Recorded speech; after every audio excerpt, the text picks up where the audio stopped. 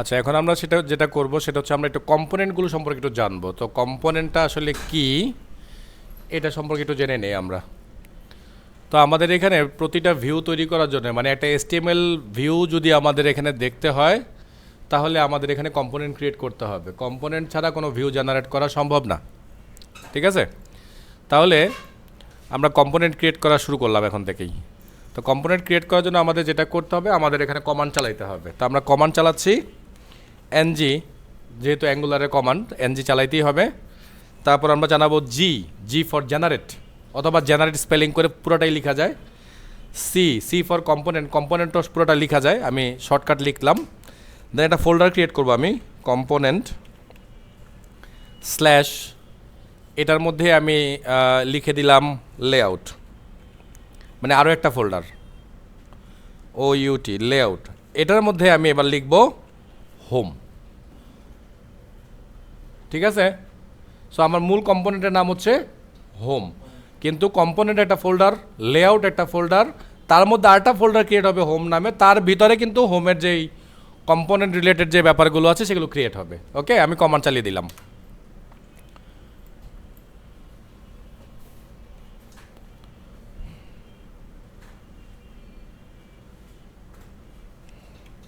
আমাদের component create হয়ে গেছে। সো দেখেন কী কী ক্রিয়েট করছে, বলছে ক্রিয়েট সোর্সের মধ্যে অ্যাপ ফোল্ডারে কম্পোনেন্ট ফোল্ডার, লেআউট ফোল্ডার, তার মধ্যে আরেকটা ফোল্ডার হচ্ছে হোম, তার মধ্যে একটা ফাইল খুলেছে home.ts, home.css, home.html। তার মানে এই তিনটা ফাইল একটা কম্পোনেন্টের মধ্যে থাকে।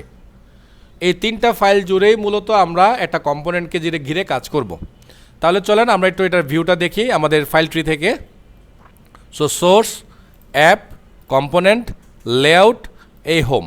এখন বলতে পারেন এরকম এইভাবে আসলো কেন? এইভাবে আসার একটা কারণ হচ্ছে কজ একটাই মাত্র ফোল্ডার, একাধিক ফোল্ডার হলে আবার এটা ঠিক হয়ে যাবে। ঠিক আছে, তো এখান থেকে আমি চলে যাব home.html এর মধ্যে। এতটুকু লেখা আছে থাকুক, আমি শুধু এটার মধ্যে একটু বুস্টে অ্যাটাচ করে দিচ্ছি জাস্ট টেস্ট করার জন্য যে আমাদের সব কিছু ঠিকঠাক আছে কিনা। তো এখানে আমি যদি দিলাম টেক্সট, ডেঞ্জার কালার করে দিলাম এটাকে আমি। ঠিক আছে, ওকে। সো হয়ে গেল কম্পোনেন্টের HTML এর কাজ। কিন্তু মূলত যখন আমরা কাজ শুরু করব, যখন আমরা API-কে কনজিউম করব, তখন কিন্তু আমাদের মূল কাজ হবে TS এর মধ্যে, মানে এইখানে এসে আমাদেরকে কিছু কোডিং করতে হবে টাইপ স্ক্রিপ্টের মাধ্যমে। এই কোডিংটার উপর ভিত্তি করেই মূলত আমাদের এইখানকার যে হোম পেজটা সেটা জেনারেট হবে। বুঝতে পারছি? তো যেহেতু এখন আমরা ওরকম কিছু করিনি, এই জন্য আমরা সরাসরি HTML এর মধ্যে কিছু একটা লিখলাম। তো লিখলে যেটা হলো, আমরা যদি এখন প্রোগ্রামটাকে রান করি তাহলে কিন্তু এই হোম পেজ চলবে না, বা হোম যে কম্পোনেন্টটা আমরা নিলাম সেই কম্পোনেন্টটাই এখন রান করবে না। রান না করার একটা কারণ হচ্ছে আমরা আসলে এখন ওকে বলে দেইনি যে কখন আসলে এই কম্পোনেন্টটা কাজ করবে বা কখন তাকে কাজ করাইতে হবে, এমন কোনো ইনস্ট্রাকশন আমরা এখনও পর্যন্ত ওকে দেইনি। সো প্রোগ্রাম রান হতে থাকুক। এই ইনস্ট্রাকশনটার জন্য আমরা যেটা করব, আমরা চলে যাব অ্যাপের আন্ডারে app.routes.ts। তার মানে এইখানে আমাকে রাউটিং করে দিতে হবে যে কখন এই জায়গাটা কাজ করবে। তাহলে আমি এই স্কোয়ার ব্র্যাকেটের মধ্যে চলে আসলাম। এখানে এসে আমি কার্লি ব্রেস দিলাম, দিয়ে এটার মধ্যে আমি লিখব পাথ।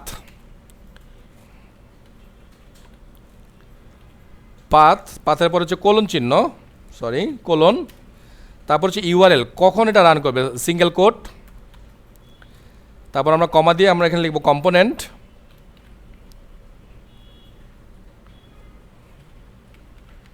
এগুলো সবই অটোমেটিক আসবে। হ্যাঁ, আমার এখানে একটা ব্যাকএন্ডে কাজ চলতেছে, তো যার কারণে এটা স্লো কাজ করতেছে। কম্পোনেন্ট, সো এখানে আমরা কম্পোনেন্টের নাম খুঁজে দিচ্ছি আমাদের হোম কম্পোনেন্ট, যেটা আমরা মাত্র নিলাম আর কি। হ্যাঁ, ওকে। সো এটাকে আমরা দিয়ে দিলাম, দিয়ে আমরা সেভ করে দিলাম ফাইলটা। আর আমাদের বাই দিস টাইম আমাদের প্রোগ্রামও কিন্তু রান হয়ে গিয়েছে যে 4200 পোর্টের মধ্যে। আমি এটাকে কপি করে নিলাম। সো এখানে আমি এটাকে রান করতেছি। সো দেখেন ওই যে হ্যালো, তো আমাদের ইন্ডেক্সে লেখা ছিল, সেই ইন্ডেক্সের হ্যালো, আর এখন আমরা যেটা লিখলাম হোম ওয়ার্কস। সো এই দুইটা মিলেই আসলে কাজ করতেছে। আমরা যেটা করব আসলে app.html এর এই হ্যালোটাকে মুছে দেব, এইটা এখানে থেকে মুছে দেবো, এখানে অন্য কাজ করব, পরে বলবো কি কাজ করব। তো এই হচ্ছে এই পেজের কাজ, এবং এই পেজ থেকে আমরা এই আউটপুটটা এখানে পেলাম। ঠিক আছে, এখানে একটা কনফিউশন হয় আমাদের মাঝে মাঝে যে আমরা এই হোম ক্যাপিটাল লেটারে কোত্থেকে পাচ্ছি। আমরা তো যখন কম্পোনেন্ট তৈরি করলাম তখন আমরা কম্পোনেন্ট তৈরি করার জন্য স্মল লেটারে কমান্ড করেছিলাম, এই যে স্মল লেটারে কমান্ড করেছি, তাই না? কিন্তু দেখেন ও যখন ফাইল ওপেন করে দিয়েছে, ও ফাইলের নামও কিন্তু স্মল লেটারেই বানিয়েছে। কিন্তু মজার ব্যাপার হচ্ছে গিয়ে আমরা যখন টিএস ফাইলটা ওপেন করবো, হোম ডট টিএস, দেখেন এখানে লিখে দিয়েছে এক্সপোর্ট ক্লাস হোম, মানে ক্যাপিটালে। তাহলে আমরা যখন কল করবো তাহলে তো আমরা ক্লাসকেই কল করবো, তাই না? সেই জন্য ক্লাসকে কল করার জন্য আমরা আসলে এই ক্যাপিটাল হোমটাকেই কল করতেছি, এই জন্য এখানে আমরা ক্যাপিটাল লেটারে হোম লিখেছি। আমাদের হোম পেজটা রান করছে, তবে খুব খারাপ অবস্থায়। আমরা এটাকে একটু ঠিকঠাক করবো, এই জন্য আমি এখানে আবার একটা কম্পোনেন্ট নিব লেআউটের মধ্যে। হোমের জায়গায় এখন আমি লিখবো হেডার, HEADER, হেডার নিয়ে নিলাম। হেডার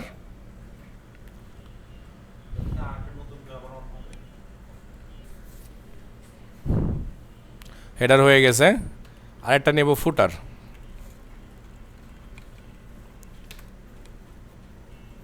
ওকে, হয়ে গেল। তাহলে আমরা চলে যা, এগুলোকে বন্ধ করে দিচ্ছি আপাতত। বন্ধ করে দিয়ে কম্পোনেন্টে চলে গেলাম, হেডারে চলে আসলাম, হেডার HTML-এ চলে আসলাম। তো যেহেতু আমাদের এখানে বুস্ট্র্যাপ অ্যাটাচ করাই আছে, আমরা চাইলে বুস্ট্র্যাপের একটা কি করতে পারি, হেডারে ন্যাপ ভার এনে বসা দিতেই পারি, তাই না? সো আমরা তাই করবো আসলে। তাহলে আমরা এখান থেকে ন্যাপ ভারটা নিয়ে নিচ্ছি আপাতত, জাস্ট একটা বেসিক ন্যাপ বার নিয়ে নিচ্ছি আপাতত, এটাই নিয়ে নিলাম। হ্যাঁ, সো কপি দিলাম। এই পুরা কোডটাকে জায়গায় আমরা শুধুমাত্র এই হেড কোডটা লাগাই দিলাম, আর কিচ্ছু থাকবে না কিন্তু, ঠিক আছে? শুধু ন্যাপ বারটাই থাকবে হেডারের মধ্যে। ক্লিয়ার? আচ্ছা, হ্যাঁ, HTML-এর মধ্যে এতটুকুই থাকবে। এবার আমরা বুস্ট্র্যাপে ফুটার নিব।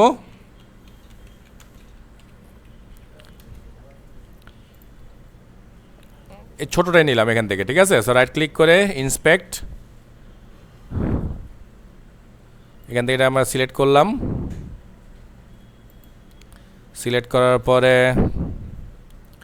এই যে ফুটারের কোড আমরা পেয়ে যাচ্ছি এখান থেকে। সো রাইট ক্লিক করে পুরোটাকেই কপি থেকে আমরা আউটার HTML কপি করে নিলাম। কই যেন আউটার HTML, এই যে আউটার HTML। সো এটাকে আমরা রাখবো কার কাছে? ফুটারের HTML-এর মধ্যে। সো আমরা চলে যাচ্ছি ফুটার HTML, এটার মধ্যে সব কোড এখানে পেস্ট করে দিলাম। কি ব্যাপার, সব কোড কি আসছে? ইউএল আসলো কোড থেকে? আচ্ছা, মনে কোনো একটা কোড মিস গেছে আমার, দাঁড়ান, sorry. Right click, copy outer HTML। ওহো, আচ্ছা, অল্টার জেড দিলে ঠিক হয়ে যাবে। হ্যাঁ, ঠিক আছে, ফরম্যাট করে নিলাম এবার। ওকে, তাহলে হেড হয়ে গেল, ফুট হয়ে গেল আমাদের। এবার আমরা এই হেড ফুটকে হোমের মধ্যে অ্যাটাচ করে দেব। সব পেজের মধ্যে হেডার আর ফুটার চাই, সব পেজে। তাহলে কি করব? তাইলে এটার জন্য এখন আমরা যেটা করব, আমরা চলে যাব app.html-এর মধ্যে, এই app.html-এ, ঠিক আছে? এখানে এসে এইখানে আমরা দেব angle bracket header, sorry,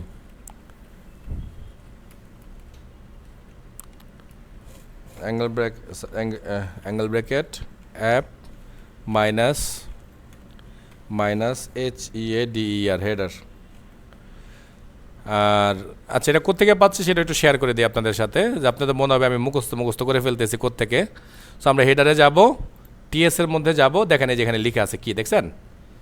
app header, তাই না? সো এই কথাটাই মূলত আমরা এখানে লিখব। তো ঠিক এই লাইনটাকে আবার কপি করে দিচ্ছি নিচে, কারণ ফুটার তো নিচে থাকবে, তাই না? এইখানে তাহলে আমরা যাচ্ছি আবার ফুটারের মধ্যে, হেডার গেল, হোম গেল, এই ফুটার থেকে আবার ফুটার টিএসে যাব, এই নামটাকে এখান থেকে আবার কপি করে নিব। এটা হচ্ছে অ্যাপের নাম, সিলেক্টরের নাম, মানে এটা দিয়ে আমরা এটাকে চিনবো আসলে। পেস্ট অ্যান্ড পেস্ট, তো সেভ হয়ে গেল। আর মাঝখানে থাকবে রাউটার আউটলেট, মানে আমাদের নতুন যত কন্টেন্ট আছে, নতুন কন্টেন্টগুলো হবে এইখানে। আর উপরে অলওয়েজ হেডার থাকবে, আর নিচে সবসময় ফুটার থাকবে, ঠিক আছে? তো চলেন রান করে দেখি আদৌ কোনো কাজ হলো কিনা। সো রান, ওটা বোঝা যাচ্ছে, দেখি, চলেন আমরা ঠিক করার চেষ্টা করি। আমরা app.ts-এর মধ্যে চলে গেলাম। এখানে যে ইম্পোর্ট আছে, ইম্পোর্টের মধ্যে আমাদেরকে মূলত এগুলোকে আনতে হবে। তাহলে আমাদের লাগবে হেডার, HEADER, হেডার, কমা দিয়ে লাগবে ফুটার। এবার সেভ দেই, দেখি কি বলে। এবার রান করছে, দেখছেন? তাহলে এবার আমরা রিলোড করি। সো দেখছেন, চলে আসছে। তো আমাদের মূল কম্পোনেন্ট থাকবে এইখানে। আচ্ছা, এটার জন্য একটু সুন্দর করে একটু দেখাই দিই, 1 মিনিট সময় দেন আরও। আমরা একটা পেজ জেনারেট করে নিয়েছি, আমরা এই পেজটাকে ওখানে রান করব হোমে, দেখবো আসলে যে আমাদের এটা কতটা পারফেক্টলি কাজ করতেছে। এই জন্য আমি স্টাইলটাকে এখানে কপি করে নিলাম, এটা জেনারেট করা কোড। সো আমি চলে যাচ্ছি আমার হোমে, হোম সিএসএস। সো সিএসএসগুলোকে আমি এখানে পেস্ট করে দিলাম। আর হোম.html যাচ্ছি, HTML গিয়ে আমি নেভার আমার দরকার নাই, আমি হিরো সেকশন থেকে এখান থেকে ফুটার বাদ দিয়ে এই পর্যন্ত নিয়ে নিলাম। ঠিক আছে, এখন ফুটার তো অলরেডি আমাদের আছে, তাই না? তাহলে এটাকে আমি এখানে পেস্ট করে দিলাম অ্যান্ড সেভ করে দিলাম। চলেন এবার আমরা একটু রান করে দেখি কী হালত।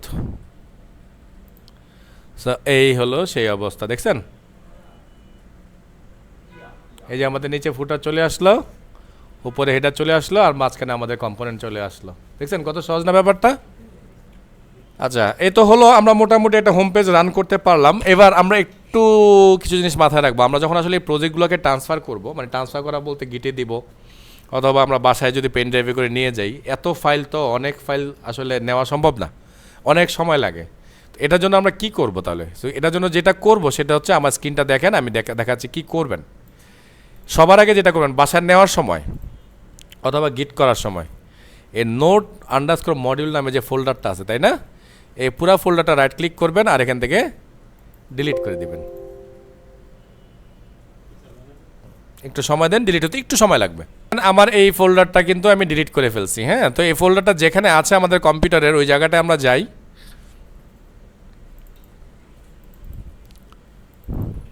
এই তো, তাই না? সো রাইট ক্লিক করে দেখেন আমরা প্রপার্টিজে যাই, ফাইলের সাইজ হয়ে গেছে মাত্র 4 MB। আর এই টুটা মানে পুরো প্রজেক্টের মধ্যে মাত্র 46টা ফাইল আছে। কিন্তু মনে আছে তো, যখন আমরা নেই এটার মধ্যে 30 থেকে 32 হাজার ফাইল থাকে, আর সাইজ থাকে প্রায় 250 MBর কাছাকাছি, মানে 220 থেকে 250 MBর কাছাকাছি থাকে। সো এখন একদম ছোট হয়ে গেছে। তো এখন ছোট হয়ে গেছে, এই অবস্থায় কিন্তু আপনার প্রজেক্ট আপনি রান করতে পারবেন না, একদমই কিন্তু প্রজেক্ট এখন রান করবে না, কারণ প্রজেক্ট রান করার যে মূল জিনিসপত্র এগুলো সব ফেলে দিছি আমরা। তখন রান করবো কীভাবে? সো সেই পদ্ধতি এবার আমি দেখাই দিচ্ছি। বাসায় যেই এই প্রজেক্টটা মানে ডাউনলোড করার পরেই আপনার কাজ হবে, এখানে চালাবেন আপনি npm-i, কি npm-i অর ইনস্টল, ঠিক আছে? Just enter.